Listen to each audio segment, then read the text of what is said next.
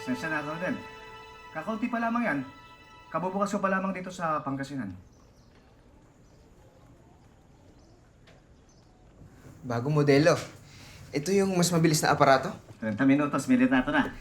Kadalasan mga dayuhan ang nakikita kong gumagamit nito. Ay, umahabol na tayo, Colonel. Yung pinsan ko, kilala na sa Europa. Nakapagpatayo na siya ng sariling negosyo sa Barcelona. Magkano ba para sa pagkuha ng retrato? Dito po ba o sa labas? Isasama ka namin sa mga opisyal na lakad ng general. Sa labanan? Ilalayo ka namin sa panganib. Hindi po ako kumukuha ng recuerdos de patay, Colonel. Magkano?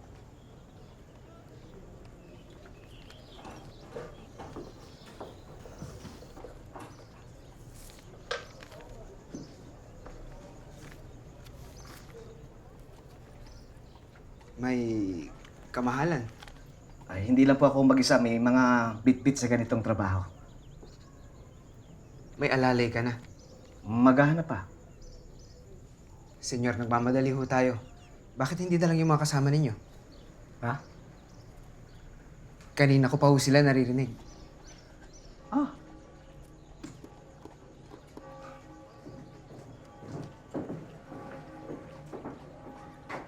Labas muna kayo.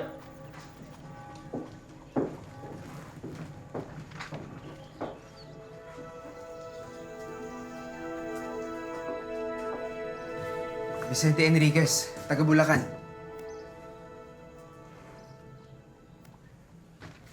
Anong mga pangalan ninyo? Joven Hernando. Ikaw? Sa si Angel, bisita ni Joven, kaya hindi siya maaaring sumama. Si Joven lang ang alalay. Kakayanin mo ba? Kakayanin ho.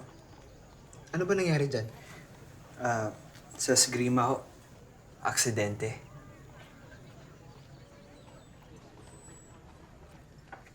Senyor, maaari mo bang mababaan ng kaunti? Yung presyong makabayan sana.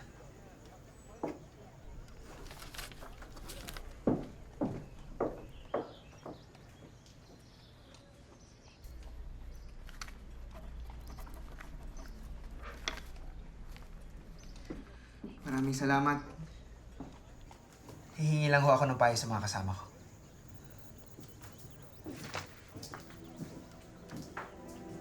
Yo, bakit parang nakakita ka ng multo? Saglit lang po. Saglit lang.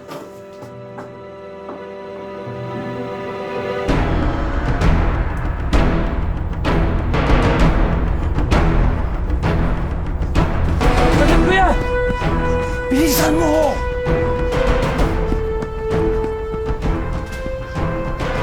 Ruben! Ruben, bilisan mo! Halika na! Bilisan mo!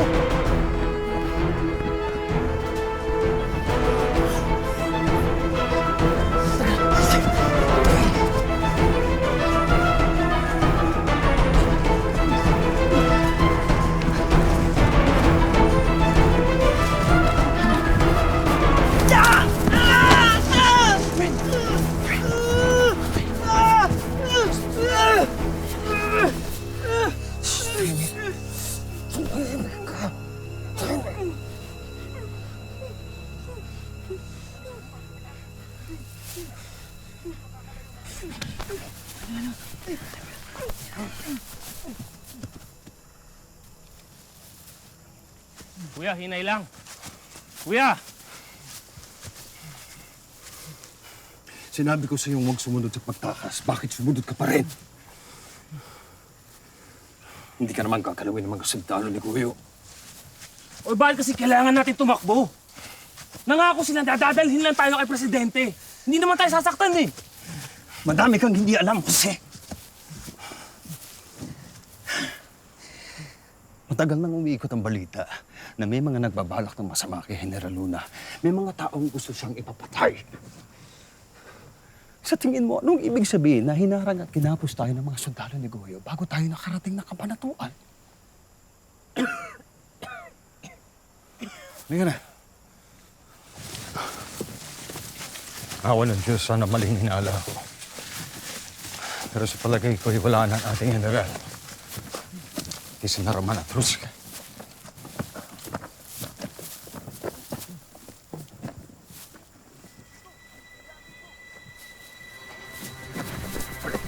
Rubén! Rubén! Rubén! Wala ko si Rubén! Rubén, tago natin siya.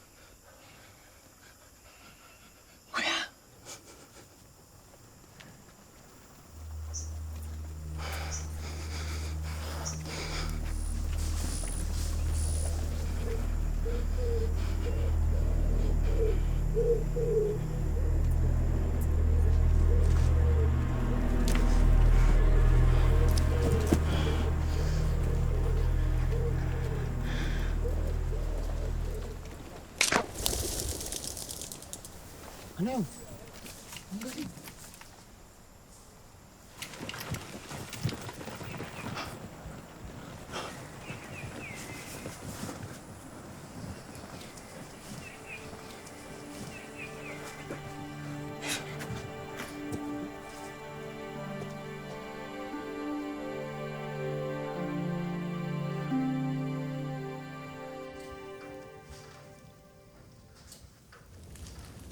Talaga matanggap na gusto nila tayong saktan.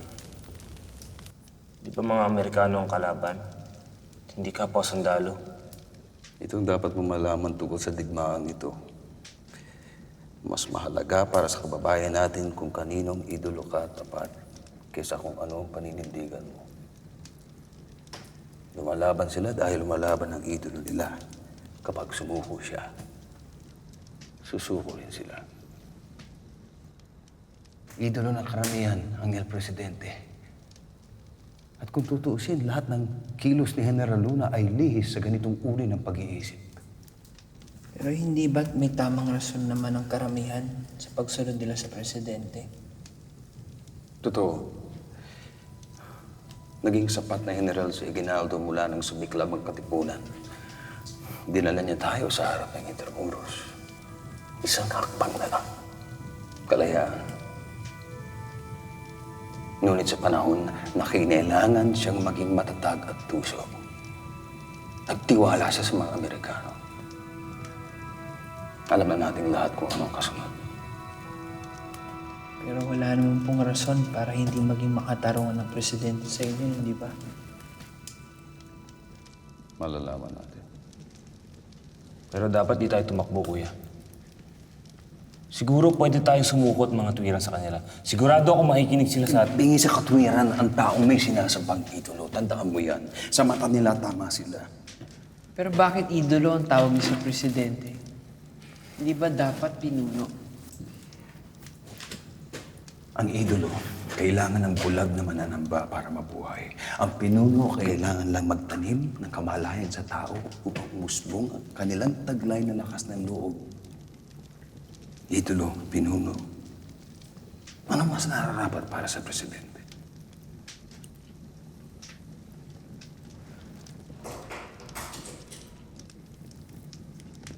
Maganda kayo.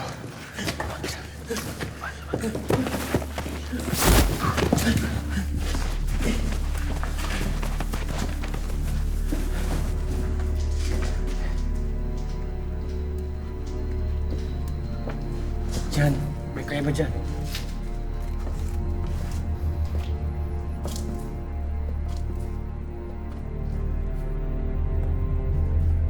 Sandali. Alam mo sila. Kuya Manuel? Kuya Jose?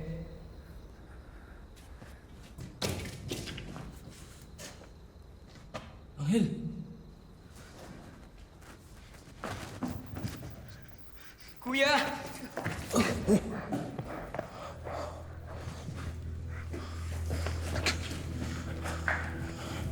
Kanina pa kaming takip siling nag-iikot dito sa gubat. Mula nang malaman namin sa bayan na dito daw kayo tumakas. Ang mga sundalo ni Goyo.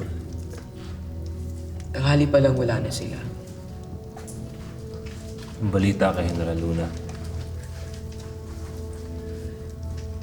Pinatay siya ng brigada ng kawit kaninang umaga. Pati si Coronel Roman patay. Si Kapitan Ruska hinuli.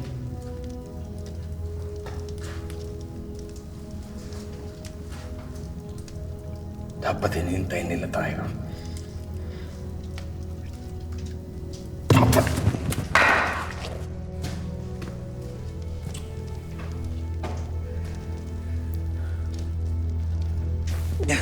Hindi tayo susuko sa mga sundalo ni Goyo.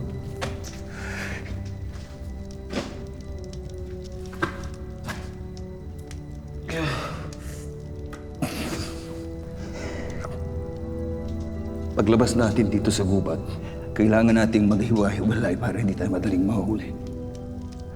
Pupunta akong dagupan para humingi ng tulong kay Don Mariano. Jose, naalala mo yung bahay ni Mang Alfonso sa Calasiao? Sa kanya ka muna magtago. Joven, may mapupuntahan ka sa Pangasinan.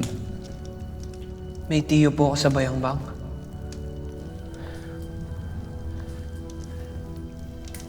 Samahan mo muna si Joven.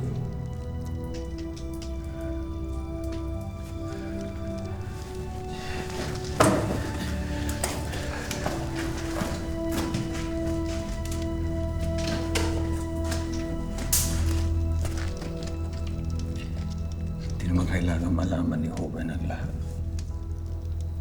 Naintindihan mo? Salamat sa pagligtas sa amin, Angelito.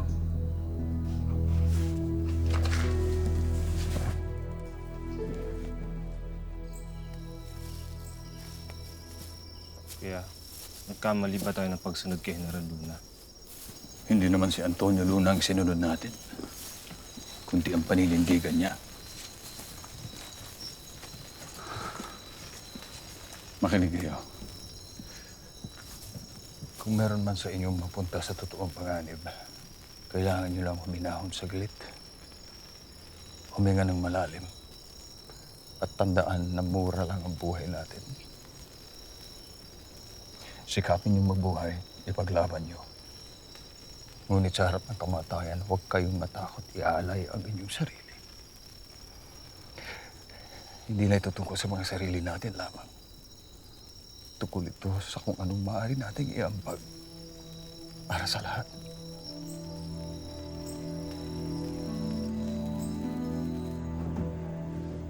Senyor, pumayag na ang mga kasama ko sa presyo. Pero kailangan na nating umalis ngayon. Paparating na ang general. Ngayon mismo. Pasensya na ho. Ovid, kunin mo yung maleta sa likod. Magpaalam ka na rin kay Angel.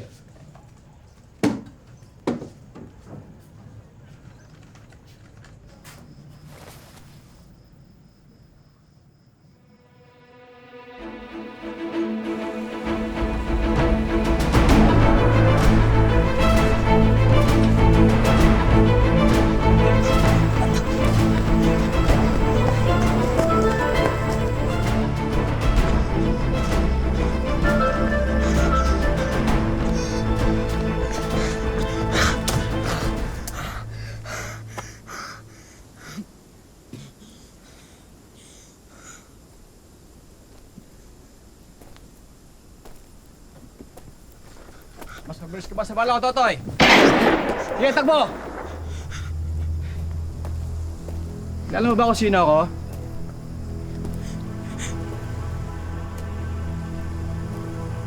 Julian. Ayusin mo sagot. Coronel Julian del Pilar.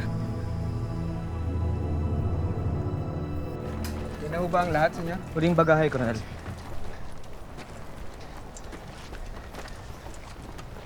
Dan.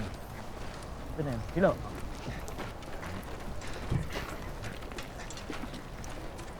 Okay, tali na ng mga yan.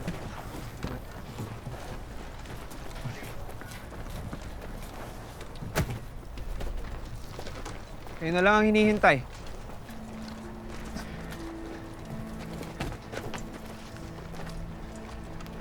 Angel Bernal?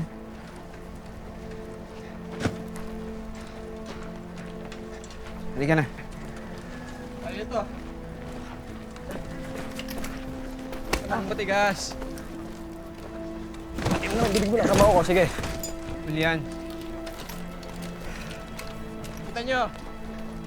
huwag ko kayong mag-alala. Walang mangyayaring masama sa kanya. May hinahanap lang kami. Utos ng general. Coronel, sino pong general ang tinutukoy ninyo? General Goyo. Saan ba dyan? Halika na!